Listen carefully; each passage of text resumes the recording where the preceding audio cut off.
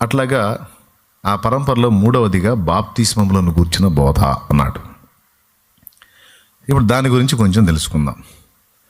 బాప్తిస్మము అన్నాడా, బాప్తిస్మములను గూర్చిన బోధ అన్నాడా? అక్కడ బాప్తిస్మములను గూర్చిన బోధ అన్నాడు. లా అనే పదం వాడినప్పుడు, బాప్తిస్మములు వాడినప్పుడు బహువచనం, బాప్తిస్మము అంటే ఏకవచనం. అంటే బాప్తిస్మం ఒక టైపు కాదు. దేవుడు మనకు అనుగ్రహించే బాప్తిస్మములు 3 కంటే ఎక్కువగా ఉన్నాయి. 3 కంటే ఎక్కువగా ఉన్నాయి. సరే, అవి ఎక్కువైనా పక్కన పెట్టి ముందు 3 చెప్తా, మీకు ఈజీగా అర్థమయ్యేటట్టు. నేను అంతకుముందు శుక్రవారం రోజే చెప్పాను, అంతకుముందు కూడా చెప్పాను. ఇక్కడ చెప్పినటువంటి 6 సంగతులు ఒక్కొక్క దాన్ని విభాగిస్తే మళ్ళీ కొన్ని అంశాలు వస్తాయి అందులో నుంచి అని చెప్పాను నేను. అందులో ఈరోజు బాప్తిస్మాన్ని గురించి నేను మాట్లాడుతున్నాను. నేను చెప్పేది క్లియర్గా చెప్తున్నాను, మీరు మళ్ళీ మళ్ళీ వినొచ్చు.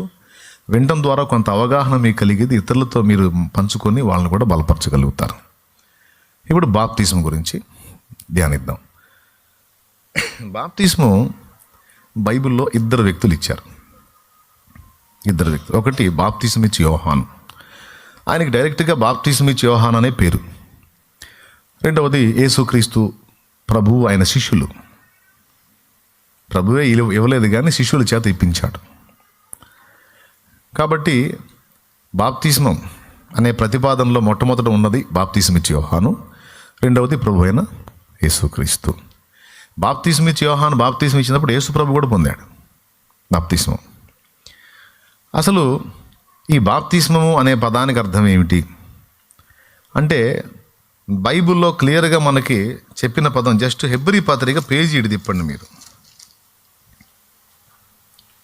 9వ అధ్యాయం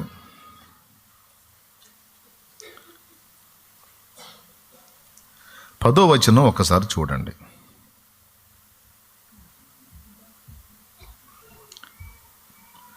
హెబ్రీ పత్రిక 9వ అధ్యాయం 10వ వచనం చూడు. బాప్తిస్మము అనే మాటకు అర్థం అక్కడ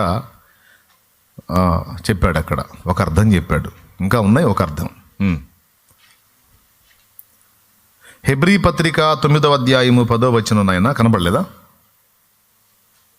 చదువుతున్నాను చూడండి. ఇవి దిద్దుబాటు జరుగు కాలము వచ్చు వరకు విధింపబడి అన్నపానములతోనూ నానా విధములైన ప్రక్షాళనములతోనూ సంబంధించిన శరీరాచారములు మాత్రమే ఉన్నవి అని చెప్పి ఒక మ్యాటర్ గురించి మాట్లాడతా ప్రక్షాళనము అన్నాడు. అక్కడ ఒకటేసి పుట్నోట్లు ఏమన్నాడంటే బాప్తిస్మము అన్నాడు. ప్రక్షాళనములు, బాప్తిస్మములు. సో బాప్తిస్మము అనే మాటకి బైబిల్లోనే క్లియర్గా మనకు రాసిన అర్థం ఏంటంటే ప్రక్షాళనము గావించబడుట. ప్రక్షాళనము అంటే శుద్ధి చేయబడుట, లేదా కడగబడుట, లేదా పవిత్రీకరించబడుట. ప్రక్షాళనము అంటే అర్థం అది. ఇప్పుడు మన వాడుక భాషలో ఏం చేస్తున్నామంటే కడుగుతున్నాను, బట్టలు ఏం చేస్తున్నామంటే ఉతుకుతున్నాను అంటాం. మనం పూర్వకాలంలో తెలుగులో కానీ పోయే పని అయితే, ఆర్యా నీవు ఏమి చేయొచ్చున్నావు అని మనం ప్రశ్నిస్తే, బట్టలు ఉతికేవాడిని అడిగితే అప్పుడు అతడు ఏం చెప్తాడు, నేను వస్త్రములను ప్రక్షాళనము గావించుచున్నా అని అంటాడు. దేవునికి స్తోత్రం. ఏమంటాడు? నేను వస్త్రములను ప్రక్షాళనము చేయుచున్నాను అంటే శుభ్రపరుస్తున్నాను అంటే, ఆ శుభ్రపరిచే దాన్ని ఏమంటారు? ప్రక్షాళన చేయుట. సో బాప్తిస్మము అంటే అసలు అర్థం ఏమిటంటే కడగబడుట, పవిత్రపరచబడుట, శుద్ధీకరించబడుట. మూల భాషలోకి వెళ్తే బాప్టిజో అనే పదానికి ముంచుట అనే అర్థం ఉంది. ముంచుట. దేవునికి స్తోత్రం. అర్థమైందా? ఓకే, ఇప్పుడు వరుసగా చెప్పుకుందాం. ముంచుట, కడగబడుట, ప్రక్షాళన చేయబడుట, శుద్ధి చేయబడుట, పవిత్రీకరించబడుట. టోటల్గా ఇది అర్థం. బాప్తిస్మం పొందినప్పుడు ప్రక్షాళన చేయబడుతున్నాడంటే పొందక ముందు ఏదో మురికిలో ఉన్నాడని అర్థం. బాప్తిస్మం పొందినప్పుడు శుద్ధి చేయబడుతున్నాడు, కడగబడుతున్నాడు, పవిత్రీకరించబడుతున్నాడు అంటే అది పొందక ముందు ఏదో అపవిత్రతలో ఉన్నాడని అర్థం. అది బాప్తిస్మం పొందుట ద్వారా కడగబడుతున్నాడు. ఇది అపోస్తల కార్యం 22వ అధ్యాయం మీరు కానీ తీయగలిగితే, అననీయ అనే దైవజనుడు పౌలుతో అంటాడు, ఏమంటాడంటే, సౌలా సహోదరా, ఇక నీవు తడవు చేయట ఎందుకు? లేచి ప్రభువు నామమున ప్రార్థన చేసి బాప్తిస్మం పొంది నీ పాపములను కడిగి వేసుకొనుము. అంటే బాప్తిస్మం పొంది కడిగేసుకో అంటే పొందకపోతే కడగబడదు. కడగబడదు అనేది పక్కన పెడితే ముందు ఏమై ఉన్నాడు? మురికిలో ఉన్నాడు.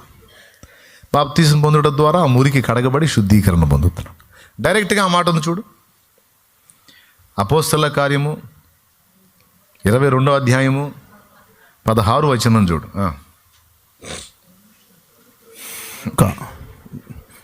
గనుక నీవు తడువు చేయుట ఎందుకు? లేచి ఆయన నామమును బట్టి ప్రార్థన చేసి బాప్తిస్మము పొంది నీ పాపములను కడిగి వేసుకోమని చెప్పాను. అది బాప్తిస్మానికి ముందేంటి? బాప్తిస్మానికి ముందు 2 ఉన్నాయి. బాగా గమనించండి మీరు. బాప్తిస్మానికి ముందు 2 ఉన్నాయి. ఒకటి దేవుని యందు విశ్వాసం ఉంచాలి, 2 మారు మనస్సు పొందాలి. అది క్రమం. ఒకటి దేవుని యందు విశ్వాసం ఉంచాలి, ఆత్మ రక్షింపబడినట్లు మారు మనసు పొంది పాపాలు కడగబడి నిమిత్తం బాప్తిస్మం పొందాలి. ఇది క్లియర్గా. సో బాప్తిస్మం అంటే అర్థం చెప్పండి మీరు. శుద్ధి చేయబడుట, కడగబడుట. ఓకేనా? చాలు, ఇంకో 100 అర్థాలు వద్దు. ఇంకొక అర్థం ముంచట, ముంచబడుట. Okay, right. ఈ బాప్తిస్మం మొదలుపెట్టింది ఎవరంటే బాప్తిస్మం ఇచ్చు యోహాను. జకర్యా ఎలిజబెత్ల కొడుకిన. పుట్టింది మొదలుకొని పరిశుద్ధాత్మతో నిండిన వాడని చెప్పబడిన ఏకైక వ్యక్తి, ప్రత్యేకమైన వ్యక్తి బాప్తిస్మం ఇచ్చు యోహాను. శిశువుగా ఉన్నప్పుడే అరణ్యములో ఎదిగి ఇశ్రాయేలుకు ప్రత్యక్షమగు వరకు అరణ్యపు అనుభవంలో బ్రతికిన వాడు బాప్తిస్మం ఇచ్చు యోహాను. దైవజనుడి కొడుకు, యాజకుడి కొడుకు, అన్నీ అనుభవించవచ్చు. మంచి డ్రెస్ వేసుకోవచ్చు. తర్వాత జకర్యా తర్వాత వంశక్రమంలో యాజకత్వపు హక్కు కలిగిన వాడు. కానీ అందుకోసం రాలాయన. గాబ్రియల్ దూత ప్రత్యక్షమై జకర్యాతో చెబుతాడు, నీ ముసలితనమందు నీ భార్య నీకు కుమారుణ్ణి గంటుంది, అతనికి యోహాను అని పేరు పెడతావు. అతడు తండ్రుల హృదయము పిల్లల తట్టును, పిల్లల హృదయము తండ్రుల తట్టును తిప్పి ప్రభువు మార్గమును సరళపరిచేవాడవుతాడు. అతడు పుట్టినందున నీకు మహా ఆనందము కలుగుతుంది, అతడు పుట్టినందున అనేకులు సంతోషించెదరు అని ముసలితనములో నిండు వృద్ధాప్యంలో జకర్యాకి చెప్పి ప్రవచనాత్మకంగా ఇచ్చినటువంటి కుమారుడు బాప్తిస్మం ఇచ్చు యోహాను. ఊళ్ళో ఉండి అన్ని హోదాలు అనుభవించవచ్చు, వెలగబెట్టవచ్చు, కానీ ఏం పట్టించుకోండి. అరణ్యాపు అనుభవంలోనికి వెళ్ళి అక్కడ అడవి తేనె, మిడతల్లో ఒక జాతి ఉంది, మనుషులు తినే మిడతలై. ఆ విధమైన మిడతలు తింటూ అడవి తేనె తాగుతూ ఒంటి మీద కూడా ఒంటె తోలు కట్టుకొని ఒక ఆటవిక వ్యక్తిలాగా జీవించాడు బాప్తిస్మం ఇచ్చు యోహాను. మళ్ళీ వాళ్ళ నాన్న యాజకుడు, యాజకుడి కొడుకు. కానీ బాల్యం నుంచే సమర్పణ, దేవునికి అంకితం అయిపోయాడు. భక్తులంతా ఊళ్ళో ఉంటే ఈయన అడవిలో ఉన్నాడు. ఆశ్చర్యం ఏంటంటే దేవుని వాక్యం అరణ్యంలో ఉన్న యోహాను వద్దకు వచ్చింది. అరణ్యపు అనుభవంలో ఉన్న యోహాను వద్దకు వచ్చింది. ఆ వాక్కు తీసుకొని వచ్చాడు. ఇక బాప్తిస్మం మొదలుపెట్టాడు. ఏమని? సర్పములారా, సర్ప సంతానమా, మీకు బుద్ధి చెప్పిన వాడెవడు? గొడ్డలి చెట్ల వేరన ఉంచబడి ఉన్నది, మంచి ఫలములు ఫలించని ప్రతి చెట్టు నరకబడి అగ్నిలో వేయబడును.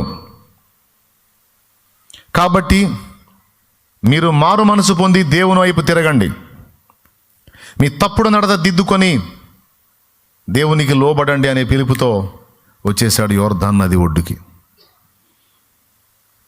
అప్పటిదాకా అరణ్యపు అనుభవంలో ఉన్న ఈ వ్యక్తి వచ్చి దేవుని వాక్యాన్ని ప్రకటిస్తూ హెచ్చరిక ఇస్తున్న దాన్ని బట్టి ప్రజలు తండోపతండాలుగా వచ్చి అతడి మాటలు విని అనేకులు మారు మనసు పొంది బాప్తిసం పొందడానికి వచ్చారు.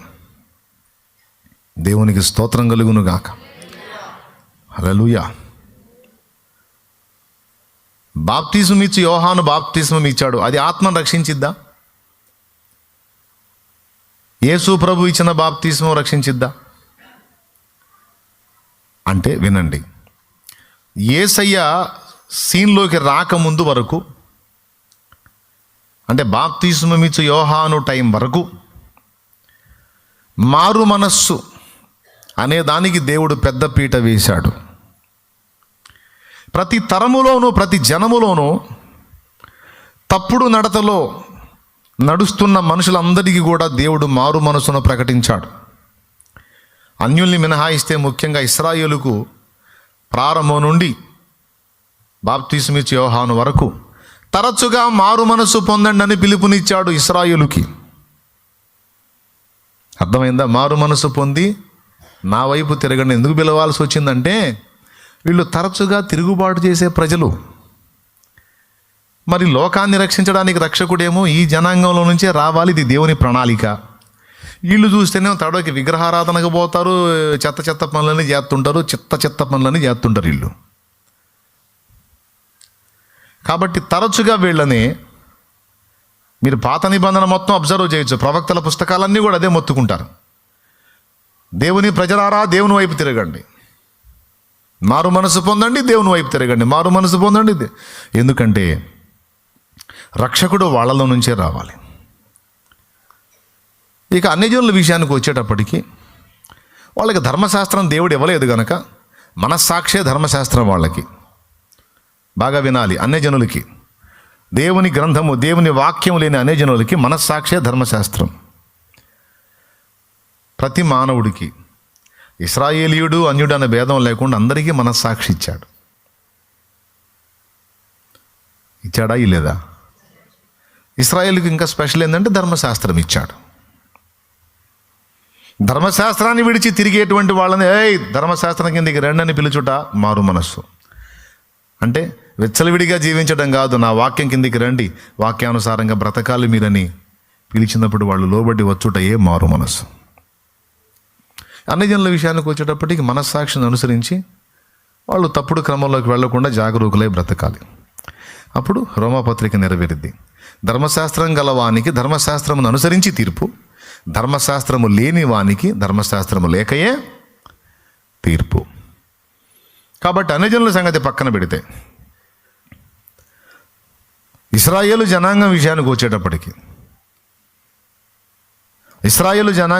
వచ్చేటప్పటికి ధర్మశాస్త్రాన్ని అనుసరించి బ్రతుకున్నట్లు వాళ్ళు మారు మనసు పొంది తిరగాలి.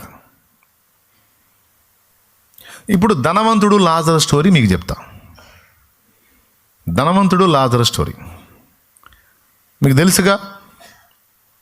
ధనవంతుడు బహుగా సుఖపడ్డాడు, బీద లాజరు యాతన పడ్డాడు. కానీ ధనవంతుడి ఇంటి వాకిట పడి ఉన్నాడండి బీద లాజరు. ఎందుకు? ఈ ధనవంతుడి ఇంటి నుండి ఊడ్చేటువంటి ఆ కసువులో అన్ని రొట్టె ముక్కలు వస్తే ఆ రొట్టె ముక్కలు తిని కడుపు నింపుకుందామన్న ఆశతో ఈ బీద లాజరు వచ్చి ధనవంతుడి ఇంటి వాకిట పడున్నాడు. ఆ రొట్టె ముక్కలతో ఆకలి కొనగోరిందని రాస్తుంది, కానీ ఆకలి తీర్చుకోనేను అని లేదు. ఎందుకంటే ఒక రొట్టె తుంపు కూడా బయటికి రాదు. పేరుకి ధనవంతులు, పిసినారి బతుకులు. రొట్టె తుంపు కూడా బయటికి రాలా. అంటే మెతుకుపోతే బతికే పోయిద్ది అనుకునే దరిద్ర కొట్టు జీవితాలు. మళ్ళీ వీళ్ళెవరు? అన్యులా? కాదు, ఇశ్రాయేలీయుడే ఈ ధనవంతుడు, అబ్రహాం సంతతే.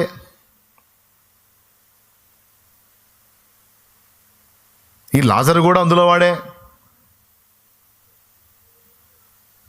ధర్మశాస్త్రం ఏం చెప్పిందంటే, నీ సహోదరుడు ఆకలి కొని ఉంటే వానికి ఆహారమునకివ్వు. వాని వస్త్రం ఒకవేళ వాడికి ఇబ్బందిగా ఉండి నీ దగ్గర కొదవ పెడితే సూర్యుడు అస్తమించే లోపు నీకు ధనం చెల్లించి తీసుకొని వెళ్ళగలిగితే వెళ్తాడు. వెళ్ళలేకపోతే వాడిని పిలిచి వాని వస్త్రం వానికి ఇవ్వు. ఎందుకంటే ఆ రాత్రి వాడు చలిలో పండుకొనును కదా. కాబట్టి సహోదరుని ప్రేమించు, వాడిని ఆదరించు, వాని ఇబ్బందిలో పరామర్శించు. వాని వస్తువు ఏదన్నా కుదవ పెట్టుకుంటే అదే వాడికి ఆధారం అయితే వాడికి ఇచ్చేసేయి. నీ సహోదరుణ్ణి కనికరించు, ప్రేమ కలిగి మసలుకు. ఇప్పుడు ఈడు ఇశ్రాయేలీయుడే, ఆ వాకిట్లో ఉన్నోడు ఇశ్రాయేలీయుడే. ఇద్దరు దేవుని జనాంగంలోని వ్యక్తులే. ఇద్దరు విశ్వాసమును బట్టి అబ్రహాం సంతానమే, శరీరమును బట్టి కూడా అబ్రహాం సంతానమే. అయినప్పుడు మరి వాడు అంత సంపన్నుడై ఉండి వీడు కనీసం రొట్టె ముక్క కూడా లేకుండా ఇబ్బంది పడుతుంటే వీడు పెట్టాలా లేదా? వీడు పెట్టలా, దరిద్రుడు. ఈ కక్కురుతోడు పెట్టలా. అక్కడ ఏం చేయాలా? ధర్మశాస్త్రంలో దేవుడు చెప్పింది ఏంటంటే సహోదరుడిని పరామర్శించాలి, ప్రేమ చూపాలి, వాడికి ఆతిథ్యం ఇవ్వాలి, రోగి అయితే వాడికి ఏదన్నా బాగు చేయించాలి, వాడికి అంత ఆహారం పెట్టాలి, వస్త్రం ఇవ్వాలి. ఇవన్నీ కూడా రూల్స్. అయినా ధర్మశాస్త్ర గ్రంథంలో రాయబడకపోతే మాత్రం మనస్సాక్షి కూడా తెచ్చింది కదండి ప్రతి ఒక్కళ్ళకి. ఏంటి మనస్సాక్షి అన్నది కూడా తెచ్చిందిగా. అరే వాడు ఆకలితో చేస్తున్నాడు, వాడికి ఆహారం లేక ఇబ్బంది పడుతున్నాడు అంటే కనీసం మానవతా దృక్పథంతో అయ్యో పాపమనైనా చేయాలి కదండి. ధర్మశాస్త్రాన్ని బట్టి కాకపోయినా మనస్సాక్షిని బట్టి అయినా చేయాలి కదండి. నీకేం లేక సచ్చావా? కాదు నాయనా, నీకేం లేక సచ్చావా? ఉంది కదరా, నువ్వు తినటానికి ఉండటానికి నీకు ఇంకా చాలా సంవత్సరాలకు ఉంది కదయ్యా. లేనివాడు నీ ఇంటి ముందుకు సరే వాడికి కొంత రొట్టె ముక్క పెట్టండిరా అనాలి కదా. వీడు అట్ట పెట్టేవాడు కాదు. వీడు బతుకంతా పిసినారి బతికే. ఆ రూపాయిని పాపాయలాగా ప్రేమించి పాపాయి రూపాయి అనుకుంటే ప్రేమించే వాడు కుప్ప వేశాడు. వేసుకున్న కుప్ప వాడు తింటాం, వాడు ఫ్యామిలీ తింటాం, వాడు ఆనందించడమే తప్ప పిల్లికి బిచ్చం పెట్టండి టైపు. ఆఖరి ఛాన్స్ వాడికి దేవుడిచ్చిన ఛాన్స్ ఎవరంటే లాజరు. వాడు జీవితకాలంలో దానగుణం లేదు వాడికి. ఇక వాడు కొంతకాలానికి సావుపోతున్నాడు. ఆ చావుపోయే స్థితిలో రే దరిద్రుడా, ఇదిగో నువ్వు బయటికి పోయి ఎవడికి సాయం చేయలే, ఎల్లవరా నువ్వు తినటం తాగటం సుఖించటం నీ కడుపే నీకు దేవుడు. సరే తగలబడ్డావు, బయటికి పోకపోయావు జనానికి సేవ చేయటానికి. అరే నీ ఇంటి దగ్గరికే పంపిస్తున్నాను నేను, నీ వాకిడి దగ్గరికి పంపిస్తున్నాను రా, ఒక్క రొట్టె ముక్క పెట్టురా, నువ్వు నరకం తప్పించుకుంటావు. నీ సాటి సహోదరుడికి అంత ప్రేమ చూపించి నా వాక్యానికి లోబడరా దరిద్రుడా, లోబడరా. నువ్వు పేరుకు ధనవంతుడు కానీ దరిద్రుడివిరా, నీ ఇంటి ముందుకు పంపిస్తున్నాను రా. బీద లాజరు అనేవాడు ఎవరంటే ధనవంతుడికి దేవుడిచ్చిన చివరి అవకాశమే బీద లాజరు. కానీ దరిద్రుడు పట్టించుకున్నాడా? ఇప్పుడు చెప్పండి, నిజమైన దరిద్రుడు ఇంటి ముందుకు వచ్చి అయ్యా అన్నాడు కూడా అంత రొట్టె మొక్క పెట్టింది. వీడు దరిద్రుడా? వాకిటి దగ్గర ఉన్నాడు దరిద్రుడా? నిష్ఠ దరిద్రుడు, మామూలు దరిద్రుడు కాదు, నిష్ఠ దరిద్రుడు. మీలో కంపతీసి ఈ టైప్ వాళ్ళు ఎవరైనా ఉన్నారా? మెతుకుపోతే బతుకుపోయిద్దని ఎంగిల్ చేత్తో కాకిందో వాళ్ళని రకాలు, పిల్లికి కూడా అంత బిచ్చం పెట్టని రకాలు ఉన్నారు ఎవరన్నా? ఉంటే మారు మనసు బాగుందండి, లేకపోతే పోతారు పాతాళానికి. దేవునికి స్తోత్రం, హల్లెలూయా. సందేహమే లేదు అందులో. ఆ బయట వాళ్ళు ఎవరన్నా ఉన్నారా టైప్ వాళ్ళు? ఉంటే మారు మనసు బాగుందండి. మీ ముఖాలన్నీ కనపడుతున్నాయి నాకు ఇక్కడ నుంచి. ఓయ్ చూస్తానా? మారు మనసు పొందాలి. ఈడెడు కూడా బయటికి పోయి సేవ చేయడు, అందుకని వాకిట్లో తెచ్చిపెట్టాడు. వాడు కూడా పెట్టలే దరిద్రుడు. కొద్ది రోజులకి ఆ బీదలాజరు చనిపోయాడు, ఈ ధనవంతుడు కూడా చచ్చిపోయాడు. ఇది లూకాసు వార్త 16వ అధ్యాయం 19వ వచనం నుంచి ఉంటుంది. లూకా 16:19 నాకు వెళ్ళి చూడండి, ఉంటుందిలే. కొద్ది రోజులకి లాజరు చచ్చిపోయాడు పాపం. ఏం చేద్దాం, చచ్చిపోయాడు.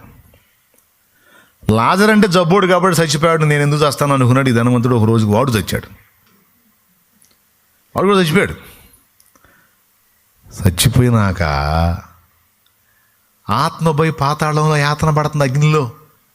అసలు ఈ సీన్ ఒకటి ఉంటుంది అనుకోవాలా మనోడు భూమి మీద ఉన్నంత వరకు తినుము తాగుము సుఖించుము పండగ చేసుకును అనే పక్కిలోనే ఉన్నాడు, కానీ సచ్చినాక నాకు ఉంటుందిరా అనుకోలా. కొంతమంది మిడివేళం అంతే. మనం ఇన్ని చెప్పిన వాళ్ళ నడమంత్రం వినరు అసలు. వాళ్ళ పెడద్రం ఏందో, వాళ్ళ నడమంత్రం ఏందో, వాళ్ళ ఊరేగటం ఏందో. కాదయ్యా బాయ్ ఇట్లా అన్నా కూడా వినరు. అంటే సత్యాకి ఇది ఒక సినిమా ఉంటుందని తెలీదు. చివరికి ప్రాణం గుటగుట్లాడుతుంది, చుట్టూ బంధువులు చేరారు,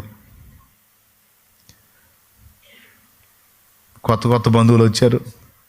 ఏంది చూపించారా, వైద్యం చేయించారా, డబ్బుకేం తక్కువ మీకు, ఏంటి మీ నాన్న అలా వదిలేశారంటే, మా నాన్నకి ఎంత డబ్బు పెట్టామని తెలుసా, అయినా వైద్యులు చేత్తెత్తేసారు, లాభం లేదనేసారు, ఇంక రాదనేసారు, ఇయ్యాలో రేపో అంటున్నారు. వీడు గుట్టగుట్లాడుతూ తింటున్నాడు.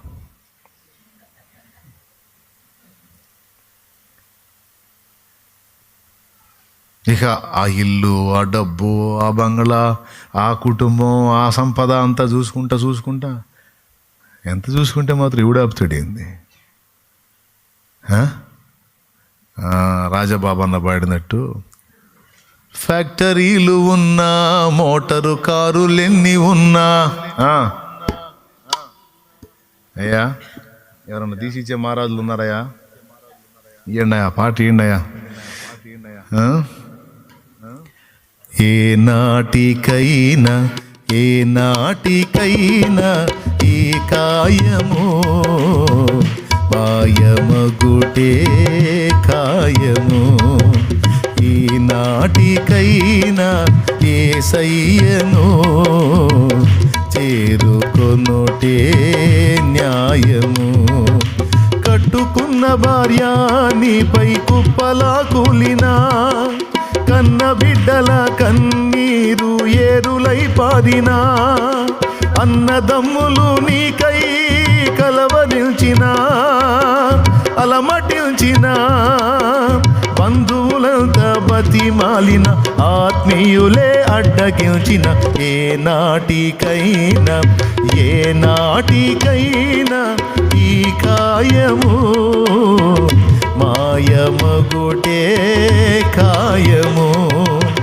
ఈ నాటికైనా యేసయ్యను చేరుకొనుటే న్యాయము.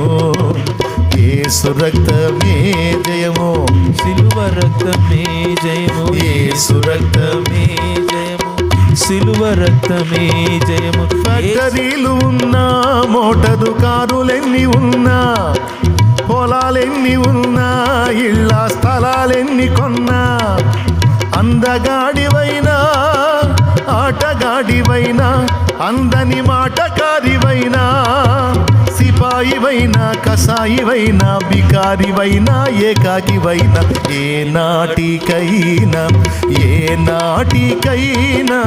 ఈ కాయము మాయమగుటే కాయము. ఈ నాటికైనా యేసయ్యను చేరుకొనుటే న్యాయము. పరదేశీ ఓ పరదేశీ, పరదేశీ ఓ పరదేశీ. స్తోత్రం.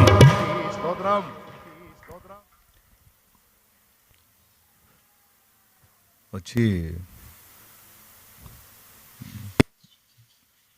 బాగా చివరి స్టేజ్లో ఉన్నట్టున్నాడుగా, బాగా చివరి స్టేజ్లో ఉన్నాడు. 3-4 రోజుల నుంచి కొట్టకలు ఆడుతున్నాడండి ప్రాణం బాటిల్లా. ఓహో,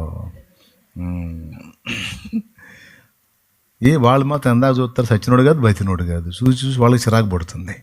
అందుకని ఇసుకుని బయట పెడితే మళ్ళీ జనం ఫీల్ అవుతారేమో అని 4 రోజుల నుంచి చూస్తున్నాం పాటలు.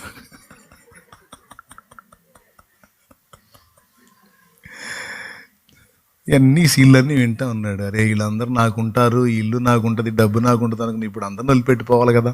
2 రకాలు చేస్తున్నాడు వాడు, మానసికంగా చేస్తున్నాడు, శారీరకంగా చేస్తున్నాడు. స్తోత్రం. ఏమమ్మా, నా ఇల్లు ఈ ఇల్లు ఉండదు, ఈ ఇల్లు ఉండదు. చివరికి వాళ్ళందరూ ఇక శ్వాస ఆగుతుంది, చీకటి గమ్ముతుంది, ఎవరో తనను లాక్కుపోతున్న అనుభూతి కలిగింది, శరీరం నుండి ఆత్మ వేరైంది.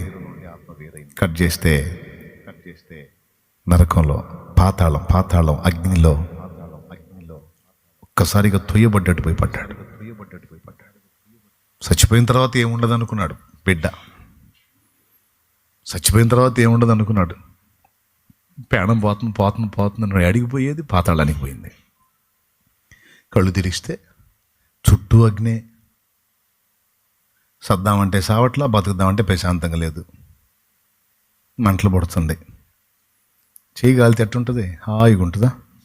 స్టవ్ దగ్గర కాల్చుకుంటుంటారు అప్పుడప్పుడు. ఎప్పుడన్నా సడన్గా నిప్పు తగిలి ఒకసారి తగిలితేనే కాసేపు మంట.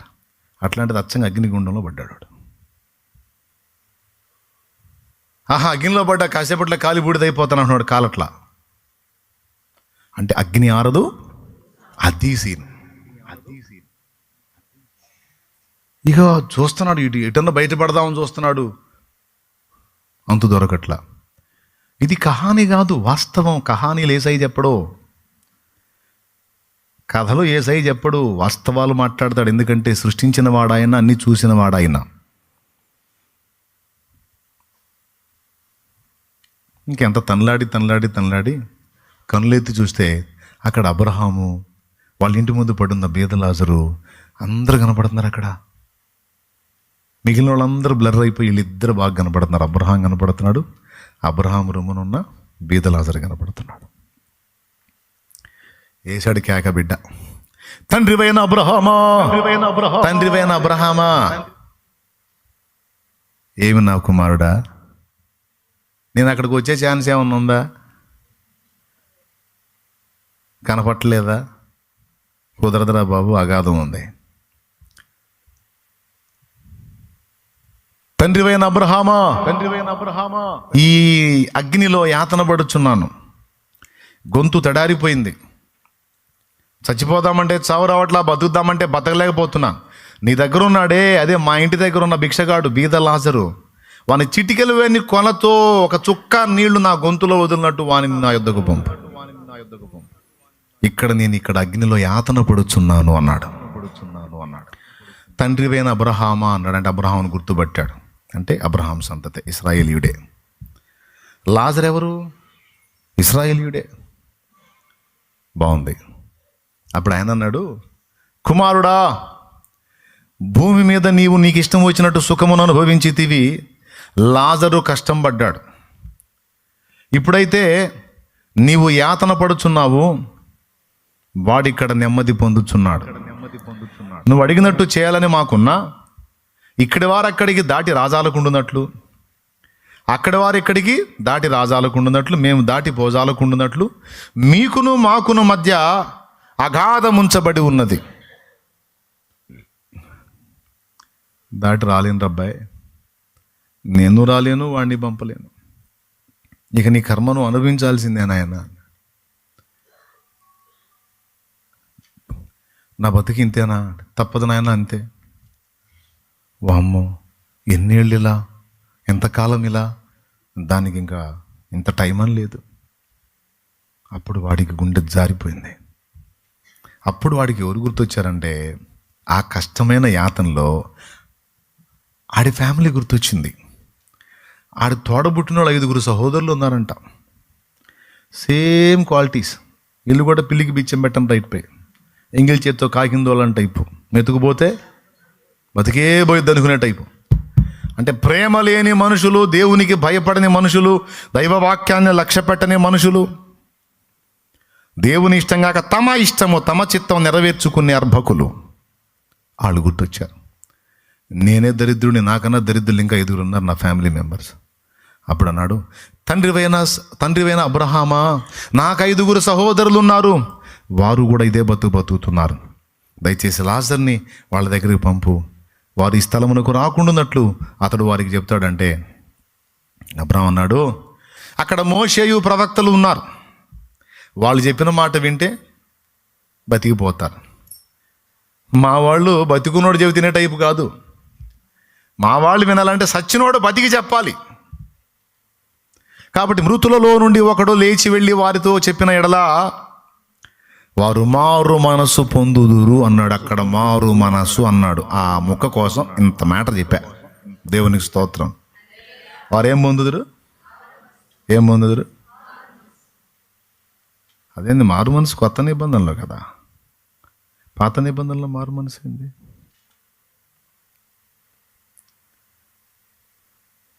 ఎప్పుడైనా పాత నిబంధనలోనైనా క్రొత్త నిబంధనలోనైనా విలువ దేనికంటే దేవుని మాట ఏదైతే ఉందో దానికి విధేయత చూపటమే విశ్వాసము, విలువ.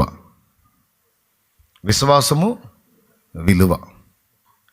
దేవుని మాటను గౌరవించి అలాగున బ్రతకటమే ప్రాముఖ్యం, విశ్వాసం. దేవుని మాట చొప్పున చేయకపోతే అది విశ్వాసం లెక్కలోకి రాదు. మృత విశ్వాసం అంటారు దాన్ని.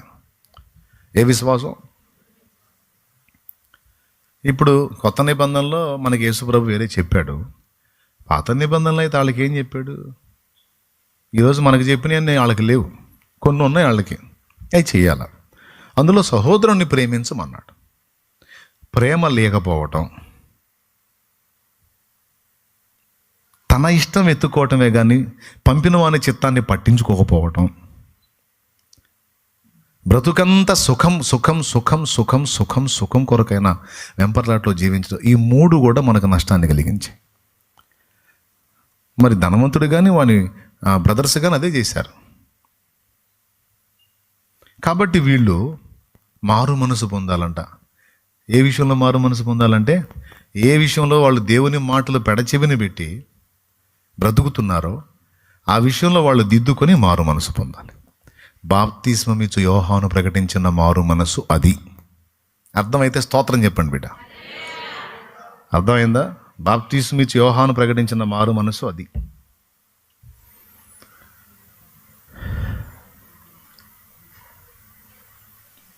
ఓకేనా? దేవుడిని ఎరిగిన వారు, జీవము గల దేవుడు ఎవరో మీకు తెలుసు, సైన్యములకు అధిపతి యెహోవా. ఆయన ఏది చెప్పాడో దాన్ని మీరు విధేయత చూపి లోబడాలి, లేకపోతే ఆయన కోపం మీ మీద రగులుకుంటుంది. తెలిసి తెలియక దారి తప్పారేమో, కోపము మీ మీదకి రగులు కొనక మునుపే మారు మనసు పొంది ఆయన వైపు తిరగండి, ఇకనైనా ఆయన మాటకు లోబడండి. ఇది ప్రవక్తల పిలుపు. ఫస్ట్ నుంచి కూడా ఇశ్రాయేలు జనాంగాన్ని ఆ మారు మనసు కోసం పిలుస్తూ వచ్చారు ప్రవక్తలు. ఆ ప్రవక్తల్ని వీళ్ళు రాళ్ళతో కొట్టి చంపారు. అది యేసయ్య అంది, యెరూషలేమా యెరూషలేమా, ప్రవక్తలను చంపుచూ ఉండుదానా. కోడి తన రెక్కల కిందికి పిల్లల్ని పిలిచినట్టు మిమ్మల్ని నా రెక్కల కిందికి పిలిచాను, మీరు రానొల్లకపోతిరి గనుక మీ ఇల్లు మీకు పాడుగా విడవబడుతుంది. నీ మీద రాయి నిలిచి ఉండకుండా నీవు పడద్రోయబడుతూ. ప్రవక్తల్ని చంపుతారు వీళ్ళు. వీళ్ళకి ప్రవక్తలు చెప్తే ఎన్నరు వీళ్ళు. వీళ్ళకి బుద్ధి చెప్పకూడదు. బుద్ధి చెబితే కోపం, ద్వేషిస్తారు. కొంతమంది విశ్వాసులు కూడా అంతే ఉంటారు. ఇది కాదు పద్ధతి ఇది అని అయ్యగారు చెప్తే, ఏంది ఆయన అసలు అట్ట చెప్పటం ఏంది అసలు ఆయన అసలు అనుకుంటూ తిరుగుతుంటారు కొంతమంది. ఇది దరిద్ర విశ్వాసులు వీళ్ళు. మర్యాదగా చెప్పిన మాట విని, దైవజనుడి నుంచి దేవుడు పలికించిన మాట విని మారు మనసు పొంది దిద్దుకోవాలి బతుకుని. అంతేగాని ఆయన మమ్మల్ని కామెంట్ చేస్తున్నాడు, మాకు దిద్దుబాటు చెబుతున్నాడు, ఆయన మంచోడా అయింది. ఆయన మంచితనం దేవుడు చూసుకుంటాడు. సోది మొహం నీకెందుకు? నీకు చెప్పిన మాటని దిద్దుకో, మారు మనసు పొందమన్నాడు, మారు మనసు పొందు. నువ్వు సరి చేసుకోమని నీకు చెబితే నువ్వు ఏదో వెతుకుతావేంది? ఇది ఇశ్రాయేలు నేచర్, తిరుగుబాటు ధోరణి. ఫలితంగా ఎవరు నాశనం అయ్యారు? కాబట్టి ధనవంతుడికి చెప్పాడు కదా, వాడు ఏం చెప్పాడు? దేవుడు చెప్పిన మాట వినరాయా, నేను వెనకాడికి వచ్చాను, నా 5 సహోదరులు కూడా నాకంటే దరిద్రంగా బతుకుతున్నారు, వాళ్ళు కూడా దేవుడి భయం లేదు, దేవుడి ఇష్టం కాదు వాళ్ళు చూసేది, వాళ్ళ ఇష్టమే. లోకస్తులు అంటారు చూడు, నా ఇష్టం వచ్చినట్టు నేను ఉంటా, నా ఇష్టం వచ్చినట్టు నేను పోతా, నువ్వెవడవాయ్ అంటారు కదా. ఈ నా ఇష్టం అనే వాళ్ళందరూ కొంచెం ఆలోచించాలి. దేవుని ఎరక్కముందు నీ ఇష్టం, దేవుని ఎరిగిన తర్వాత దేవుని ఇష్టం, అది నెరవేర్చాలి.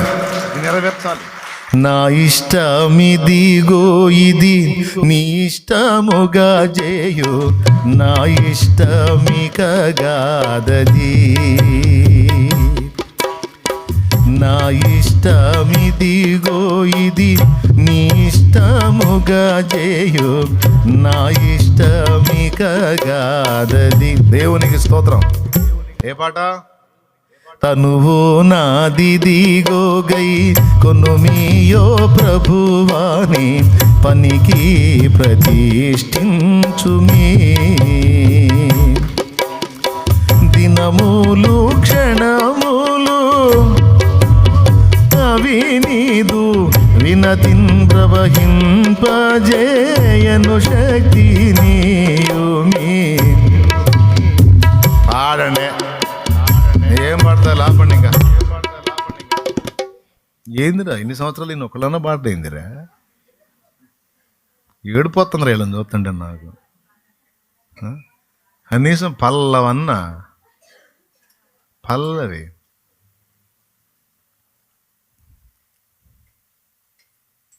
ఏం పాట, మామూలు పాట అది, సమర్పణ గీతం అది. అందులో అన్నాడు, నా ఇష్టం ఇదిగో, ఇది నీ ఇష్టముగా చేయ, నా ఇష్టం ఇక కాదది. అయ్యా నా ఇష్టం వద్దయ్యా, నా బతుకులో నీ ఇష్టమే సిద్ధించాలి. ధనవంతుడు ఆడి తమ్ముళ్ళు వాళ్ళు అదే బతుకు, నా ఇష్టం. దేవుడి మాట వినరు, అందుకని ఇటు చెబుతున్నాడు వాళ్ళు దేవుని మాట వినరాయా. ఈ లాజరు పోయి చెబితే మారు మనసు పొందుతారు, ఇక దేవుడికి లోపడతారు. బాప్తిస్మిచ్చి యోహాను పిలిచి, రండి ఇలారా, రండి సర్పములారా, సర్ప సంతానమా మీకు బుద్ధి చెప్పిన గొడ్డలి చెట్ల వేరన ఉంచబడి ఉన్నది, మంచి ఫలములు ఫలించని ప్రతి చెట్టు నరకబడి అగ్నిలో వేయబడుతుంది, జాగ్రత్త, సస్తారు, నరకానికి పోతారు. రండి రండి, మారు మనసు పొందండి. చెప్పండి, ఇక నుంచి నేను దేవునికి విధేయత చూపుతాను, దేవుడు చెప్పిన ప్రకారం బ్రతకడానికి నన్ను నేను అప్పగించుకుంటున్నాను అన్నోడల్లా రండిరా, బాప్తిస్మం ఇస్తాను రండి అని. మారు మనసు విషయమైన బాప్తిస్మము ఇచ్చి యోహాను ఇచ్చినది. ఓకేనా, స్తోత్రం. ఆ మాట ఆయనే చెప్పాడు, మారు మనసు కోసం నేను మీకు బాప్తిస్మం ఇస్తున్నానని. ఇక యేసు ప్రభు వచ్చాడు. యేసు ప్రభు రెండూ చేశాడు. ఒకప్పుడేమో బాప్తిస్మం ఇచ్చి యోహాను వరకేమో ఇశ్రాయేలుకు ఒక ఆఫర్ ఉంది. వాళ్ళు దేవుడు చెప్పిన మాట విని దేవుడి వైపు తిరిగితే వారికి చాలు. ఇక క్రొత్త నిబంధనలో వారికి మనకి ఇంకా డబల్ ఆఫర్ ఏంటంటే యేసు రక్తం. వాళ్ళకి మనకి అన్యజనులకి అందరికీ కూడా ఇక యేసు రక్తము చిందించబడటానికి సిద్ధమైంది. యేసు ప్రభు ప్రకటించినప్పుడు కూడా యేసు ప్రభు ఏం ప్రకటించాడో తెలుసా? కాలము సంపూర్ణమై ఉన్నది, దేవుని రాజ్యము సమీపించి ఉన్నది, మారు మనసు పొంది సువార్తను నమ్మండి. ఇంతకు యేసు ప్రభు చెప్పిన సువార్త ఏంది? ఏదో ఒక ప్రశ్న. బాప్తిస్మం ఇచ్చి యోహాను అంటే అరే వాక్యం వైపు తిరగండి అని పిలిచాడు. మరి యేసు ప్రభు చెప్పిన సువార్త, యేసయ్య కూడా వాక్యం వైపు తిరగమనే పిలిచాడు. యేసు ప్రభు పిలిచిన వాక్యం ఏంటంటే ఆయనను గూర్చి చెప్పినటువంటి ప్రవచనాలు ఏమున్నాయో, ప్రభువుని గూర్చిన ప్రవచనాలు ఏవైతే ఉన్నాయో అది కూడా వాక్యమే. దాన్ని మీరు ఎరగాలి. దేవుడు చెప్పిన ప్రకారం మీరు విధేయత చూపాలి, దేవునికి లోబడాలి. రండి పాపమును వదిలిపెట్టండి, శాపగ్రస్తమైన చర్యలు వదిలిపెట్టండి, ఆచారాల సంబంధించిన భక్తిని వదిలిపెట్టి ఆత్మీయతలోకి రండి. దేవుని రాజ్యం సమీపిస్తుంది. ఇదిగో అక్కడ దేవుడు, ఇక్కడ దేవుడు, ఇక్కడ దేవుడు, అక్కడ దేవుడు కాదు. నీవే దేవాలయం. ఇదిగో విశ్రాంతి దినం ఆచారం కాదు, నేనే విశ్రాంతి దినం. చూడండి, నన్ను చూడండి, నా వైపు చూచి రక్షణ పొందండి. నా వైపు చూచి నా యొద్దకు రండి. ఇదే శుభవార్త. యేసయ్య పిలిచింది, రండి నా యొద్దకు రండి. రండి రండని పిలిచిన దేవా, మండే గుండెను ఆర్పుము ప్రభువనా మండే అని ఒక ఆయన పాడాడు. ఇంకొక ఆయన అన్నాడు, రండి రండి యేసుని యోద్దకు రమ్మనుచున్నాడు. రండి రండి యేసుని యోద్దకు ఆడు ప్రయాసపడి భారము మోయువారలు ప్రభుని చెంతకు పరుగిడి వేగమే రండి రండి యేసుని యొద్దకు. స్తోత్రం. బాప్తిజం ఇచ్చే యోహాను దేవుని వాక్యం దగ్గరకు రమ్మని పిలిచాడు, విధేయత చూపమని పిలిచాడు. రెండోది ఇంకోటి ఏం చెప్పాడు తెలుసా? ఇదిగో రక్షకుడు ఈనేరా అని పరిచయం చేశాడు. ఎవరిని? నేను నీళ్లలో మీకు బాప్తిస్మం ఇచ్చుచున్నాను, కానీ నా వెనక వచ్చేవాడు పరిశుద్ధాత్మలోను అగ్నిలోను మీకు బాప్తిస్మం ఇచ్చును. ఆయన చెప్పుల వారుని విప్పుటకైనను నేను అర్హుణ్ణి అని ఈ మాటలు చెప్తుండగానే వచ్చున్నాడు అక్కడ. రాజాదిరాజు వచ్చున్నాడు అక్కడ, జనాల్లో ఉన్నాడు. వచ్చి సామాన్యుడిలాగా నిలబడి ఉన్నాడు. విశ్వాన్ని నిర్మించిన నిర్మాణకుడు, జగత్తును సృష్టించిన సృష్టికర్త, మరియమ్మ కడుపులో ఒక అణువుగా ప్రవేశించి, అణువు కంటే చిన్న స్థితిలో ప్రవేశించి 6 అడుగుల వ్యక్తి అయి, సామాన్య మానవుడై, ఒక చెక్క పని చేసుకునే వడ్రంగిలాగా కనపడి, అదిగో సమయం వచ్చినప్పుడు యోర్దాను ఒడ్డుకొచ్చేస్తున్నాడు. అదుగో ఆయన వచ్చుచున్నాడు.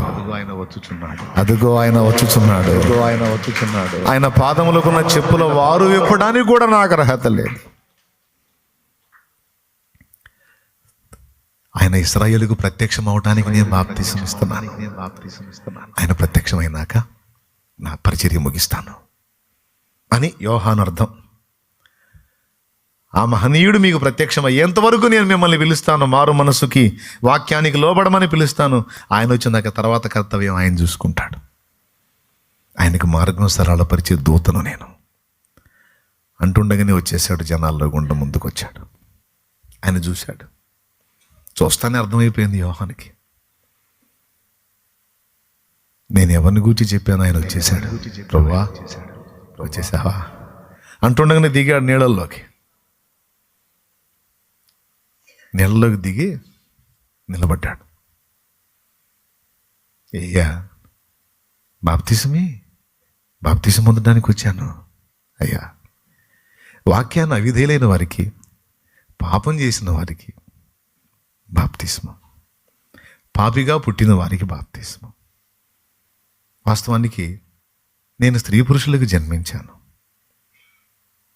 తండ్రి నుంచి నాకు పాపం సంక్రమించే ఛాన్స్ ఉంది. కానీ నీకు తండ్రి లేడు. నీవు కన్యకు పుట్టావు, పరిశుద్ధుడివి, ఏ పాపము నీలో లేదు. వాస్తవానికి పరిశుద్ధుడు అయిన నువ్వు పితృపారంపర్యంగా నా మీదకి వచ్చిన పాపం, అది కడగబడు నిమిత్తం నువ్వు నాకు బాప్తిసం ఇవ్వాలి. నువ్వు పరిశుద్ధుడివి, నేను పాపిని. నేను నీ చేత బాప్తిస్మం పొందాల్సి ఉండగా నన్ను బాప్తిసం మీరు అడుగుతున్నావయ్యా అంటే ఆయన ఏమన్నాడు? ప్రభు, నీతి యావత్తు ఇలాగూ నెరవేర్చుట మనకు తగి ఉన్నది. కాబట్టి తండ్రి నీకు ఇచ్చినటువంటి బాధ్యత నువ్వు నెరవేర్చు. నేను సామాన్యుల్లాగా ఉండాలి, సామాన్యుల్లాగా అందరితో పాటు నేను కూడా బాప్తిస్మం పొందాలి. ఎందుకు? పాపాలు కొడుకోవడానికి కాదు, మాదిరి కొరకు. నన్ను విశ్వసింపబో వారందరికీ మాదిరి కొరకు. నాయకుడైన నేనే చేసినప్పుడు నా వెనక వచ్చే వారందరూ చేయాలి కదా, మాదిరి కొరకు. దా ఇవ్వమన్నాడు. గడగడలాడుతా బాప్తిసం ఇచ్చాడు. ఎవరికి ఇచ్చాడో తెలుసా?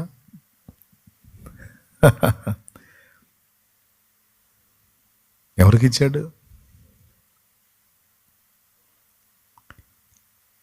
యేసయ్య అంటే ఎవరు? ఆ బాప్తిసం ఇచ్చి యోహాను చేసింది కూడా ఆయనే. దేవునికి మహిమ.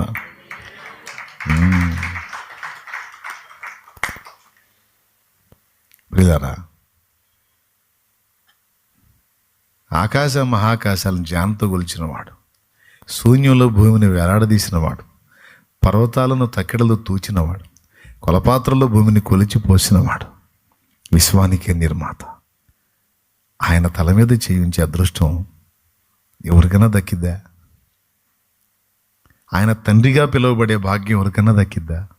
ఆ భాగ్యం అద్భుతమైన ఆరాధకుడైన దావీదుకు దక్కింది.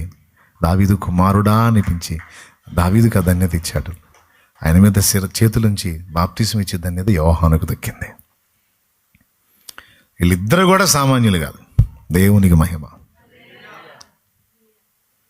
బాప్తిస్మం పొంది ఎప్పుడైతే పైకి వచ్చాడో అప్పుడు పరిశుద్ధాత్మ పావురాకారంతో ప్రభు మీదికి దిగి రావటం చూశాడు యోహాను.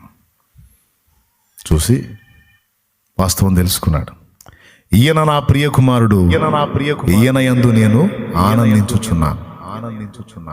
నీవు బాప్తిసం ఇచ్చినప్పుడు ఎవరి మీదికి పరిశుద్ధాత్మ దిగివచ్చుట నీవు చూచెదవో ఆయనే నా ప్రియ కుమారుడు, ఆయనే లోక రక్షకుడు, ఆయనే లోక పాపములను మోసుకొని పోవు దేవుని గొర్రె పిల్ల. మరునాడు యోహాను నడుచుచున్న యేసు వైపు చూచి శిష్యులకు, అదుగో లోక పాపములను మోసుకొని పోవు దేవుని గొర్రె పిల్ల అని యేసయ్య వైపు చూపించాడు. దేవునికి మహిమ. ఇప్పుడు చెప్పండి, బాప్తిసం ఇచ్చి యోహాను కూడా ఎవరిని చూపించాడు? ఇప్పుడు విశ్రాంతి కావాల్సిన ఎక్కడికి రావాలి? రక్షణ కావాల్సిన ఎక్కడికి రావాలి? విడుదల కావాల్సిన ఎక్కడికి రావాలి? హితవత్సరము కావాలంటే ఎక్కడికి రావాలి? హితవత్సరమును ప్రకటించి నాకు శుభవత్సరములు దయచేసినావు. హితవత్సరమును ప్రకటించి నాకు శుభవత్సరములు దయచేసినావు. యేసయ్య నీ ప్రేమ మాధుర్యము రుచి చూచిన జన్మ ఏదన్యము. యేసయ్య నీ ప్రేమ మాధుర్యము రుచి చూచిన జన్మ ధన్యము. ఆత్మీయుడా నీ అనురాగము, మహనీయుడా నీ మమకారము. దేవునికి మహిమ. దేవుని వాక్యానికి విధేయత చూపండ్రా అంటే వాక్యమే శరీరధారి అయి కృపా సత్య సంపూర్ణుడిగా వచ్చాడండి. ఇప్పుడు ఇశ్రాయేలు ఎక్కడికి రావాలి? అంతకుముందేమో ఆజ్ఞరూపకమైన వాక్యం దగ్గరికి, ఇప్పుడేమో వ్యక్తి అయి ఉన్న వాక్యం దగ్గరికి రావాలి. అందుకు పిలిచాడండి, నా యుద్ధకు వచ్చి వారికి విశ్రాంతి కలుగజేస్తాను.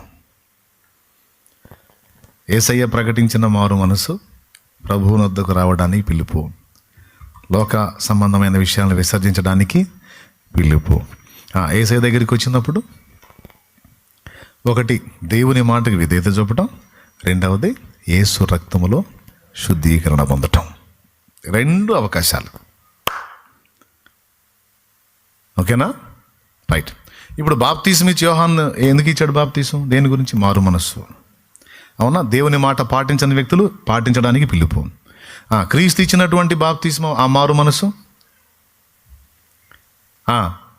లోక పాపాలను విసర్జించి దేవుని వైపు మళ్ళుకొనుట, దేవుడు నియమించిన వాక్యమైన క్రీస్తుని వద్దకు వచ్చుట. ఈ రెండింటి కోసం ప్రభు ప్రకటించాడు ఆయన ఉన్నప్పుడు. ఇక ప్రభు ప్రాణం పెట్టి తిరిగి లేచిన తర్వాత అపోస్తలులు ప్రకటించింది ఏంటంటే, ప్రభు అయిన యేసునందు విశ్వాసం ఉంచండి, అప్పుడు మీరును మీ ఇంటి వారు రక్షణ పొందుదురు. దేవునికి స్తోత్రం కలుగును గాక. అర్థమైందా? ఎక్కడికి పిలిచాడు? ప్రభువుని వద్దకు రండి, ఆయన యందు విశ్వాసం ఉంచండి, మారు మనసు పొందండి, పాప క్షమాపణ నిమిత్తం బాప్తిస్మం పొందండి, ప్రభు వైపు మళ్ళుకోండి, ఆయన రక్తంలో కడగబడండి.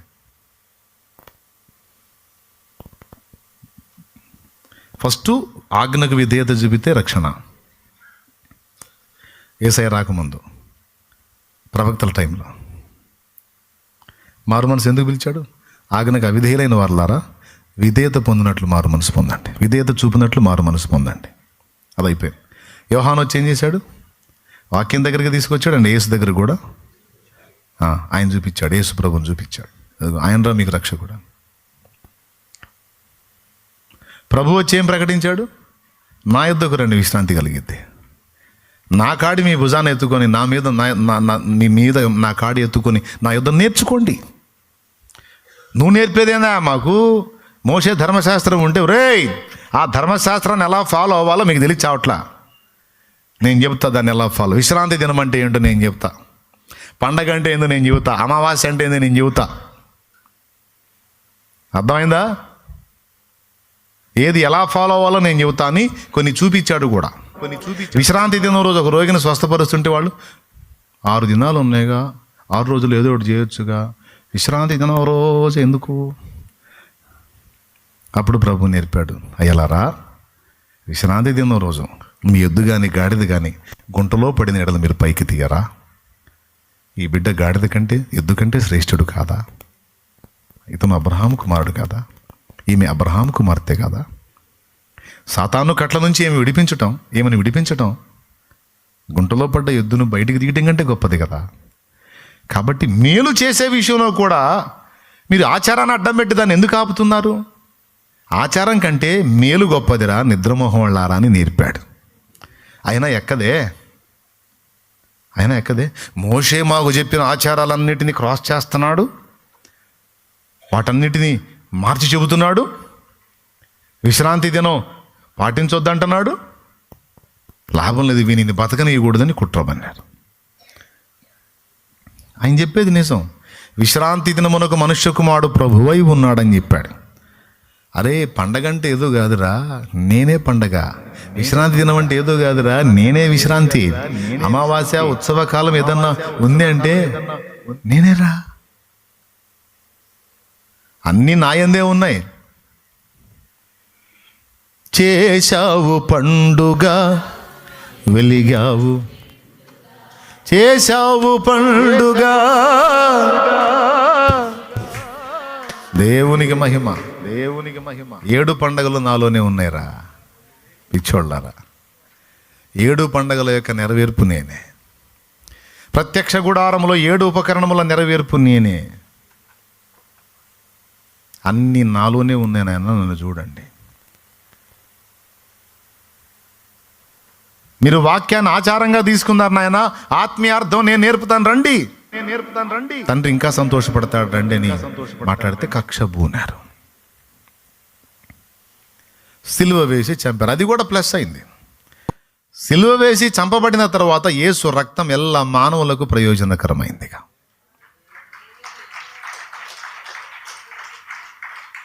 అందుకే మీరు గమనించండి, ఎక్కువ శాతం యేసయ్య ఇశ్రాయేలుకే ప్రకటించాడు. అవునా? ఎక్కువ శాతం యేసయ్య ఎవరికి ప్రకటించాడు? ఇశ్రాయేలుకే ప్రకటించాడు. ఎందుకు? వాళ్ళనే తిప్పాడు. అయితే అందరూ తిరగల, కొందరు ఎంతలే 11 మంది చిక్కారు ఫైనల్గా.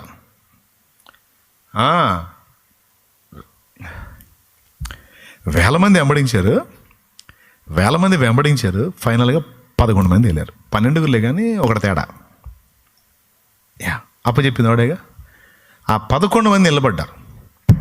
ఆ 11 మంది ఎదుట సిలువలో ప్రాణం పెట్టి తిరిగి లేచి వారి ద్వారా మరికొంతమందిని దర్శించి బలపరిచి ఇంచుమించు 500 మందికి అగపడ్డాడు పునరుద్ధానం తర్వాత.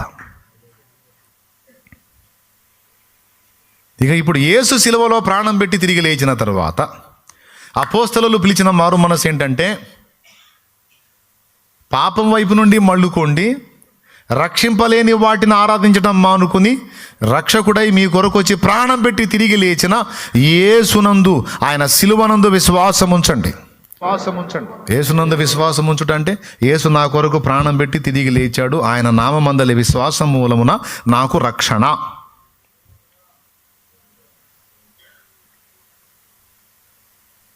అర్థమైందా? 500 నోటు రద్దు ప్రకటించక ముందు అదే నడిచింది. రద్దు ప్రకటించిన తర్వాత నడవదు అది. అట్లాగే దేవుడు క్రీస్తును పంపకం మునుపు ధర్మశాస్త్ర సంబంధంగాను మనస్సాక్షి సంబంధంగాను ఎగ్జామ్షన్ ఇచ్చాడు, బతికేయండి అట్లా నడవండి. క్రీస్తు వచ్చిన తర్వాత ప్రతి ఒక్కడు క్రీస్తు వద్దకు రావాల్సిందే, ఇక వేరే ఆప్షన్ లేదు. అర్థమైందా?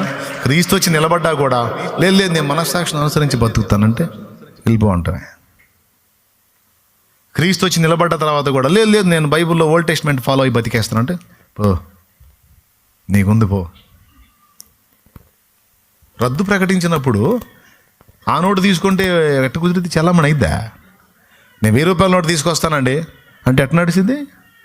రద్దు ప్రకటింపబడక మునుపు నడిచిద్ది, కానీ రద్దు ప్రకటించిన తర్వాత ఇక ఏది వాడుకలో దేవుడు అధికారి పెట్టాడో అదే నడుస్తుంది.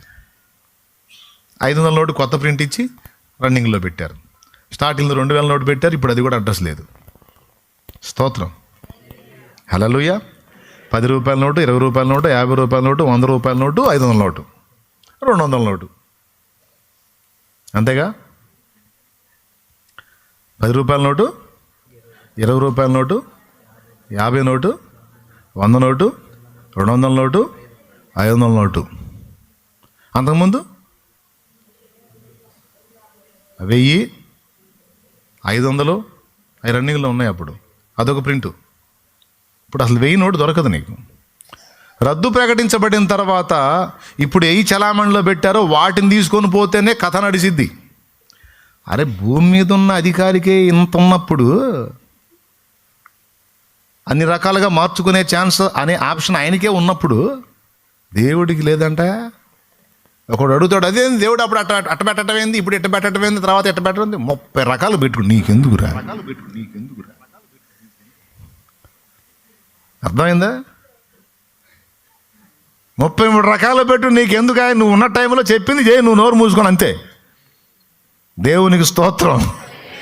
కాదు సార్, అప్పుడేమో ఎంతమందిని చేసుకున్నా తప్పు లేదన్నాడు, ఇప్పుడేమో పక్కాను చూసినా తేడా అని అంటున్నాడు. అది అసలు ఎట్లా? వాళ్ళకేమో బంపర్ ఆఫర్ ఇచ్చాడు, మనకేమో.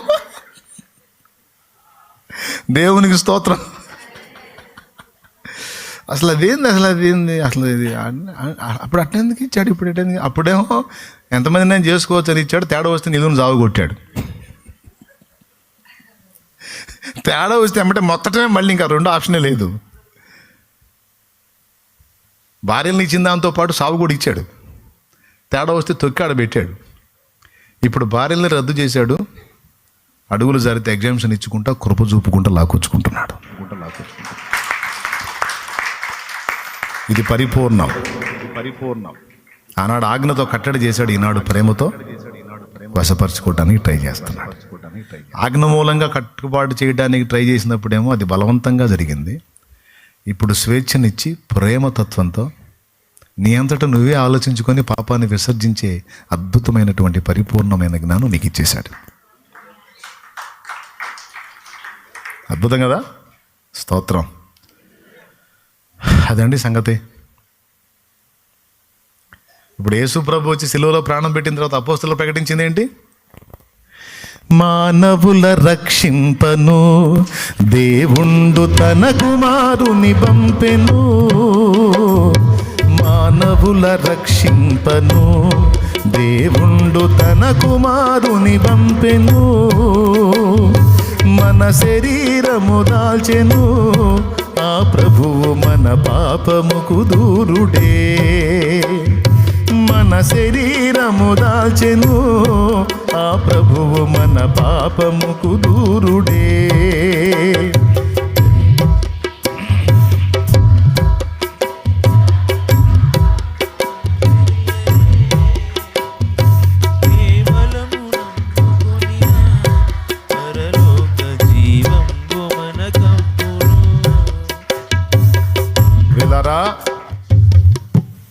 మన పాపముకు దూరుడు, మన పాపములకు ఉత్తరం చెప్పేవాడు, మన పాపములను మోసేవాడు, భరించేవాడు, దేవుడు కుమారుడు వచ్చేసాడు. ఇప్పుడు రక్షణ సువార్త ఏంటి? ప్రజలారా, ధర్మశాస్త్రంలో చెప్పిన ఆజ్ఞలు అన్నీ మీరు పాటించాల్సిన అవసరం లేదు. రెండే రండి, యేసయ్య దగ్గరికి రండి. రెండేనండి, పెద్ద ఆజ్ఞలు లేవండి, 2 ఆజ్ఞలు అండి. 1 దేవుణ్ణి ప్రేమించండి, 2 మనుషులను ప్రేమించండి. ఇంతేనండి, ఇంకా ఆజ్ఞలు లేవండి, ఆచారాలు లేవండి. ఈ 2 చాలు. ఎంత బంపర్ ఆఫరో చూడండి, అవునా? ఈ 2 ఫాలో అవ్వడం సరిపోతుంది అన్నాడు. దేవుణ్ణి ప్రేమించినోడు దేవుడు చెప్పిన ప్రకారం మనిషిని కూడా ప్రేమిస్తాడు. మనిషిని ప్రేమించినోడు వాడి భార్యను ఆశించడు, అప్పుడు వ్యభిచారాలు ఆగుతాయి. మనిషిని ప్రేమించినోడు అని భార్యను ఆశించడే కనుక వ్యభిచారాలు ఆగుతాయి. వ్యభిచారాలు ఆగినప్పుడు హత్యలు ఆగుతాయి. లేకపోతే వీడు నా భార్య మీద కన్నేశాడు, అసలు వీడిని లేకుండా చేయాలి. చాలా వరకు అందులో దాదాపు 60% హత్యలు అయ్యాయి. ఓకేనా? రైట్. పొరుగువాడిని ప్రేమించు అన్నాడు కదా, దేవుణ్ణి ప్రేమించు, మనిషిని ప్రేమించు. సాటివాడిని ప్రేమించినప్పుడు వాడు డబ్బుకు కక్కుర్తి పడడు. దానివల్ల కూడా హత్యలాగుతాయి. ఎందుకు డబ్బు వల్ల హత్యలు జరుగుతాయి కాబట్టి. అట్లా పొరుగువాన్ని ప్రేమించినప్పుడు పొల వివాదాలు ఉండవు, స్థల వివాదాలు ఉండవు, కోర్టు కేసులు ఉండవు, పోలీస్ స్టేషన్లో పోలీసులు ఈగలు తోలుకునే పరిస్థితి వచ్చింది. ఎందుకు కొట్లాటలు లేవు. ఇక పొరుగువాడిని ప్రేమిస్తారు, ఒకరినొకరు ప్రేమించుకుంటూ ఉంటారు. అన్న ఒక అడుగు జరిగినట్టుందన్న అంటే, తమ్ముడా జరిగిందా అయితే మారుద్దాంలే, లేకపోతే ఏముందిలే, నాది ఇంకొక అడుగు కలుపుకోపో, దానిది ఏముందిలే అన్న, నాది ఒక అడుగు తీసుకో. అబ్బా, అవునా? ఇప్పుడు అట్టుందా పరిస్థితి? ఎవడు సంబంధం జరుగుతావురా, ఎవడు రారా తేల్చుకున్నారా, 2 అంగుళాలు జరిగింది నీది. ఓరి అంగుళాలో, 7 అంగుళాలు అంట, 2 అంగుళాలు జరిగింది, ఎవడు సంబంధం జరుగుతావురా. అక్కడ ముసలం ఉంది, ఇప్పుడు వెళ్ళిపోయింది, పాతాళానికి అడుగు పోయి ఉంటాం నాకు తెలిసి. చండాలంగా తిడుతుంది స్టార్టింగ్లో, ఏం చేయలే. మనోళ్ళు ఆ రోజు ప్రేమ విందు జరిగింది, ఆకులు తీసుకెళ్ళి వాళ్ళ ల్యాండ్లో పడ్డాయి అంతే. అయ్యా ఆకులు పడ్డాయ్యా, కాస్త శుభ్రం చేయండి అంటే అయిపోద్ది. సత్యం ముసలిది, మళ్ళీ బతికుండే ముసలిది కూడా కాదు, ఊగులు ఆడుకుంటూ వచ్చింది, వచ్చి చండాలంగా తిడుతుంది. నాకు మైండిపోయింది, ఏమన్నా కట్టగట్టి చుట్ట చుట్టే సాపలా సంకలో పెట్టుకొని పోయిద్దా. పిల్లలు చెప్పారు నాకు స్టార్టింగ్లో ఇక్కడ మందిరం మొదలుపెట్టినప్పుడు, ఆశ్చర్యం ఏంటంటే 6 నెలలకు లోపే పోయింది లేదు, చించి అవతల పెట్టేశాడు దేవుడు. పనికి మాలిందన్న చివరిలో నన్న మారు మనసు పొందడానికి వాళ్ళకి అంత సాయం చేయడానికి అవకాశం ఇస్తే సైతాందాన వాళ్ళని తిట్టేవరా, ఇంకొచ్చేసరి లాగి పడేశాడు. మరి ఏ జామును పోయిందో గుట్టక్కన పోయింది. దేవునికి స్తోత్రం కలుగును కాక. ఆ మధ్య కనపడ్డది స్టార్టింగ్లో, ఇంకా కనపడట్లా, ఒక్క రౌండే వచ్చింది, ఇంక మళ్ళీ కనపడలా. ఆకులు పరిశుద్ధులు తిన్న ఆహారం, ఆకులు పడితే ఏంటంటే తీయమంటే తీస్తాం. అయ్యో ఎన్నో ఆకులు చాలా వరకు పక్కకి వెళ్ళిపోయినాయి. కొద్ది ఆకులు ఏదో వంక పెట్టుకొని తిట్టాలని, కర్ర చేతికి వచ్చినా సిగ్గురాదు కొంతమందికి. మిడివేలం నడమంతరం అనగదు, మంచాన పడ్డా ఒక్కొక్కళ్ళని మిడివేలం అనగదు. అక్కడుండి కూడా జాగిస్తారు, అంత పొడవాల మూతికి పెట్టి. దేవునికి స్తోత్రం. సిగ్గు లేదు, ఈంతను మంచాన కూడా సాగి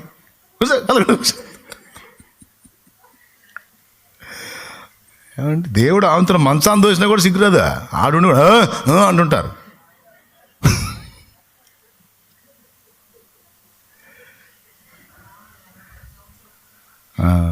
ఉన్నాడా, ఇంకా ఉన్నాడా? 101 సంవత్సరం పాపం, ఇంకెన్నాళ్ళు భరించాలో నువ్వు. కానీ చేయమంట మరి ప్రార్థన.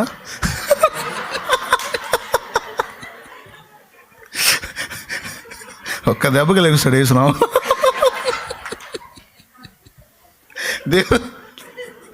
దేవునికి స్తోత్రం కలుగును గాక.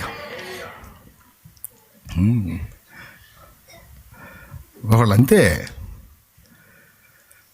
ప్రశాంతంగా ఉంటారు, పారు దెబ్బకన.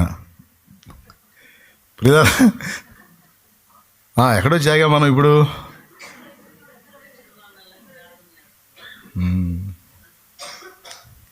రక్షణ పొందమని నువ్వు చెప్పి వినపడట్లా అంటాడు.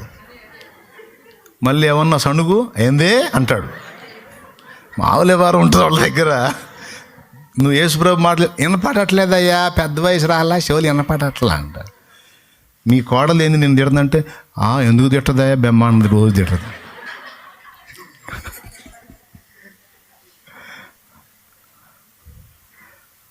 అప్పుడు నెత్తి మీద మొట్టికాయ ఒకటేసి చెప్పాలా, నమ్ముకపోతా లేకపోతే పాతాళ్ళు. అందుకని ప్రియులారా, సరే ఇప్పుడు ముసలివాళ్ళని పక్కన పెట్టేద్దాం. పొరుగువాణిని ప్రేమించినప్పుడు నాదో ఒక అడుగు తీసుకుపోనా, ఏంది తమ్ముడా అంత మాట అన్నావు చాలు నాయన, నాదే ఒక అడుగు తీసుకుపో, ఏముందిలే నాయన, మనం ఏముంది. అబ్బా, అలాంటి సామరస్యత సమాజంలోకి వచ్చిన నాడు ఎంత అద్భుతంగా ఉంటుంది. దేశాలకు మధ్య లేదు ఈ ప్రేమ. సరిహద్దులో కొంచెం ఇటు జరిగినా గొడవే, అటు జరిగినా గొడవే. పెద్దోళ్ళు మళ్ళీ బాగానే ఉంటారు, బార్డర్లో ఉండే సైనికులు బలవుతూ ఉంటారు. అవునా? ఒకడు ఇంకొకరిని ప్రేమించే ఆ తత్వం అభివృద్ధి చెందినప్పుడు సరిహద్దు వివాదాలు ఉండవు, స్థల వివాదాలు, పొల వివాదాలు, హత్యలు, ఈ వ్యభిచారాలు, ఈ దారుణమైన పరిస్థితి మొత్తాన్ని కుదించి ఏసై చూడు 2 ఆజ్ఞలు పెట్టేశాడు. ఏం లేదు నా దేవుణ్ణి ప్రేమించమా, పొరుగు వాడిని ప్రేమించు. పక్కోడిని ప్రేమిస్తే ఇక నువ్వు ఏం చేయలేవు. లంచం తీసుకోలేవు, మందు అమ్మలేవు, గంజాయి అమ్మలేవు, గంజాయి చెట్టు పెంచలేవు. అమ్మో పెంచితే ఈ గంజాయి తాగి ఆ బిడ్డలు పాడైపోతారు, నా పొరుగువారి బిడ్డలు పాడైపోతారు. ఎందుకు అబ్బే ఆ రక్తపు కూడా నాకు వద్దు, ఆ మొక్కే పెంచడు. ఇప్పుడు పెంచి ఆవంతున వ్యాపారం చేస్తున్నారంటే ఎవడెట్ట సస్తే నాకెందుకు, అందరూ సస్తే ఆ రక్తం తీసుకొని నేను తాగి బతకాలి అన్న కోణంలోకి వెళ్ళిపోయారు కాబట్టి అట్లా అయిపోయారు. నేను ఏసై చెప్పిన మాట వింటే, ఆ ప్రేమ ఎవరు తెలితే దేవునికి స్తోత్రం. అందుకు చెప్పాడు, ఇక 100 ఆజ్ఞలు లేవు నీకు, 1000 ఆజ్ఞలు లేవు, 2 ఆజ్ఞలు. దేవుణ్ణి ప్రేమించబడు. అందుకే అన్నాడు, నా యొద్దకు రా, నేను నేర్పుతాను మీకు. నువ్వెవరు అయ్యా? మాకు మోషే ఒరే మోషేకి దేవుండ్రా నేను, మాకు అవన్నీ తెలియవు, మాకు మోషే. అందుకే ఒక్కోసారి మన వాళ్ళకు కూడా చెబుతాగా, నేను నా కోసం చూస్తుంటారు పొద్దున్న నుంచి సాయంత్రం దాకా. మీరు యేసు ప్రభు వచ్చిందో చేయించుకోరు ప్రార్థన. యేసు ప్రభు వచ్చి నిలబడి, బిడ్డ నేను చేస్తారా అంటూ ఊరుకో. ఎవరా నువ్వు? నీ కోసం రాలా, మాకు శాలేమన్నా. ఇశ్రాయేలు కూడా అట్టంటోళ్లే. ధర్మశాస్త్రం ఇచ్చింది దేవదూతలు, దేవదూతలకు గైడెన్స్ ఇచ్చింది దేవుడు.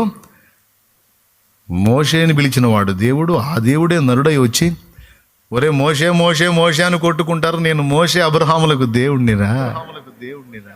మీరు గౌరవించే ధర్మశాస్త్రాన్ని, గొప్ప అనుకునే ధర్మశాస్త్రాన్ని ఇచ్చింది దూతల చేత నేనేరా.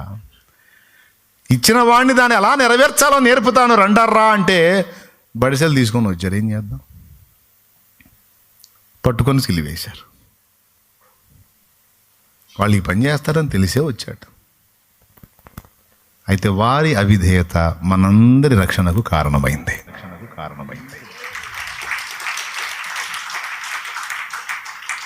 వారు ఆయన సిలువెక్కించారు, అది ఎల్ల మానవుల రక్షణకు కారణమైంది. ఇక దాన్ని తీసుకొని అపోస్తలులు ఏం ప్రకటించారు? మీరు మారు మనసు పొంది ప్రభువైన యేసు క్రీస్తునందు విశ్వాసం ఉంచండి.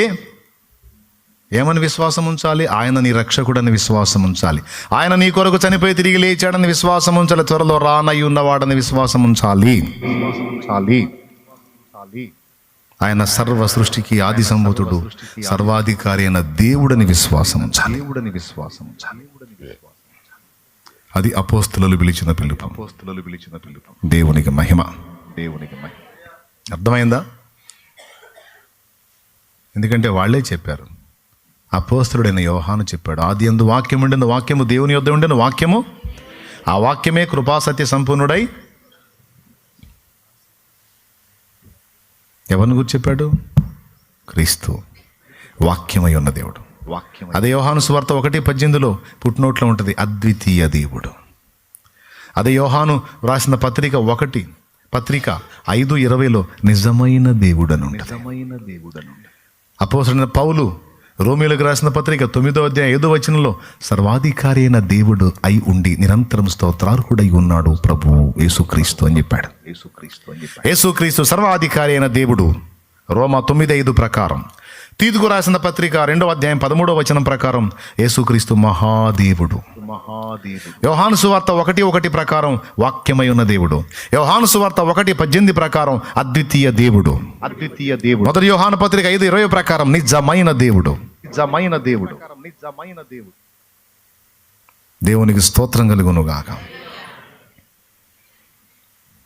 యేసునందు విశ్వాసం ఉంచండి అప్పుడు మీరును అని. ఇప్పుడు ఇంకొకటి పెట్టాడు ఏంటంటే, ఆ విశ్వాసమునకు గుర్తుగా మీరు వచ్చి ప్రతివాడు కూడా బాప్తీసం పొందాలి. పొందినప్పుడు ఏం జరుగుద్ది? పాపములు కడగబడి పరిశుద్ధపరచబడతారు. ఇక నుంచి ఇది దేవుని ఆజ్ఞ. అట్టెట్లా మారుస్తాడు అండి? అప్పుడేమో అలా పెట్టాడు, తర్వాత ఇంకొక రకంగా పెట్టాడు, ఇప్పుడు ఇంకో రకంగా పెట్టాడు, ఇంకొక రకంగా మారుతాడు. నీకెందుకు? నీకు నువ్వు ఏ టైంలో అయితే ఉన్నావో ఆ టైంలో దేవుడు చెప్పిన ఆజ్ఞ ఫాలో అవ్వటమే నీ విధి. అంతేకాని దావీదుకి అట్లెందుకు నాకు ఇట్లెందుకు అనే డైలాగ్ నీకు లేదు. ఎందుకంటే సుప్రీం నువ్వు కాదు, సుప్రీం ఎవరు? అది. కొంతమంది తీర్పులు తీర్చేస్తూ ఉంటారు, ఈడు పోతాడు నరకానికి, ఈడు అట్టపోతాడు, ఈడు అట్టపోతాడని. రేపు దిమ్మరపోతాం రేపు అక్కడ మనం. ఎందుకు తెలుసా? ఈడు పొరపాటును కూడా పరలోకం రాడన్నోడు నీకు కనపడవచ్చు అక్కడ. ఈడు ఖచ్చితంగా పరలోకంలోనే ఉంటాడు అన్నోడు పాతాళంలో కనపడవచ్చు. సార్ ఫలానా భక్తిపరుడు కనపడట్లేదు సార్ అంటే వాడు పాతాళంలో ఉన్నాడు ఆయన. అదే సార్ అంత భక్తుడు, వాడు భక్తుడు, నీ వాడి సంగతి నేను చెబుతాను, నీకు చూపిస్తాపా అంటే. కాబట్టి జాగ్రత్త, ప్రతి ఒక్కరూ కూడా తమ తమ భక్తిని జాగ్రత్తగా కాచుకోవాలి, జాగ్రత్త పడాలి. సరే, కాబట్టి ఇప్పుడు మొదటి బాప్తిస్మం సంగతికి వచ్చేటప్పటికి ఇంత టైం పట్టింది మనకి. బాప్తిస్మంలో ఒక భాగం చెప్పాను నేను ఇప్పుడు. చెప్పండి, బాప్తిస్మం ఇచ్చి యోహాను ఇచ్చిన బాప్తిసం మారు మనసు విషయమైన దేవుని వాక్యం దగ్గరకు రమ్మని, యేసు వద్దకు రమ్మని పిలువ. యేసు ప్రభు ఇచ్చిన బాప్తిస్మం, శిష్యుల చేత ఇప్పించిన బాప్తిస్మం, ధర్మశాస్త్రాన్ని ఎలా ఫాలో అవ్వాలో నేను నేర్పుతాను, నా యొద్దకు రండని, ఆయన యొద్దకు రమ్మని పిలుపును గూర్చి, మారు మనసు అండ్ ఆయన దగ్గరకు వచ్చుట అనే రెండింటిని గూర్చి బాప్తిస్మం ఇచ్చాడు. యేసయ్య కూడా ఏమని చెప్పాడు? మారు మనసు పొందండి, సువార్తను నమ్మండి. ఏమిటి శుభవార్త అంటే? నేనే మీకు సువార్త, రండి నా యొద్దకు రండి. మారు మనసు పొందండి, నా యొద్దకు రండి, మీకు విశ్రాంతి. ఇది యేసయ్య ప్రకటించింది. యేసయ్య శిలువ మరణ పునరుద్ధానం అయిన తర్వాత అపోస్తలు ప్రకటించింది ఏంటి? ప్రభువైన యేసునందు విశ్వాసం ఉంచండి, ఆయన మీ కొరకు ప్రాణం పెట్టి సమాధి చేయబడి 3వ నాడు తిరిగి ఆయన యందు విశ్వాసం ఉంచిన మీ బాప్తిసం పొంది వాడు రక్షింపడం. ఇది 3వది. ఇక బాప్తిసం దగ్గరికి వచ్చాం.